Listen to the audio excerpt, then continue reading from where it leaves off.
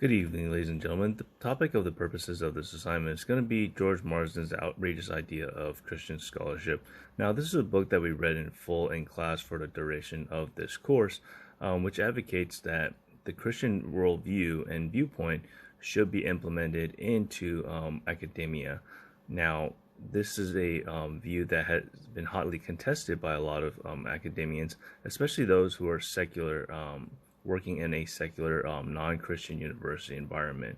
He brings up a lot of good points in regards to academia being hostile towards Christianity because of Christianity's quote-unquote intolerance of other views. However, he does point out a contrast and actually a hypocritical viewpoint of the left, saying that if the left or other secular scholars are disavowing Christianity, then they should do likewise with other religions that come into play, i.e., Hinduism and Muslim religion. So he does bring up a lot of good points. He also advocates that as Christian scholars, they should be upfront in regards to their views to their class, which something I didn't really see at a public university, coming from one and having taken history courses in a public university for both my undergraduate and graduate degrees.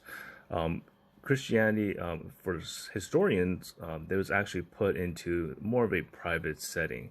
So the historians, history teachers, they didn't really talk about their religious faith in the classroom, let alone a one-on-one setting. You kind of had to extract that out of them because for them, it was two different spheres.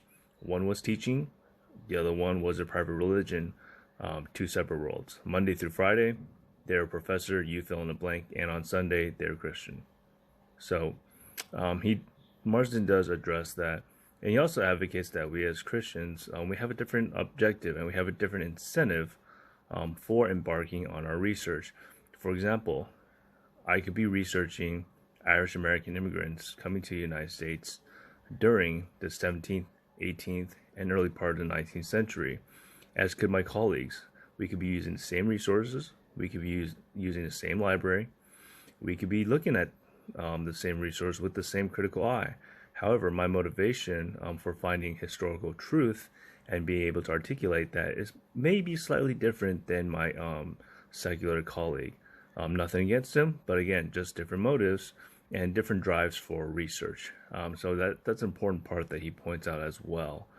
So he also talks about the sciences in regards to Christianity, how universities are trying to push for a secular version of scientific explanations that pushes God out of the equation, that essentially elevates man to a level of God in a sense. Another problem that he points out with the public universities is the fact that the public universities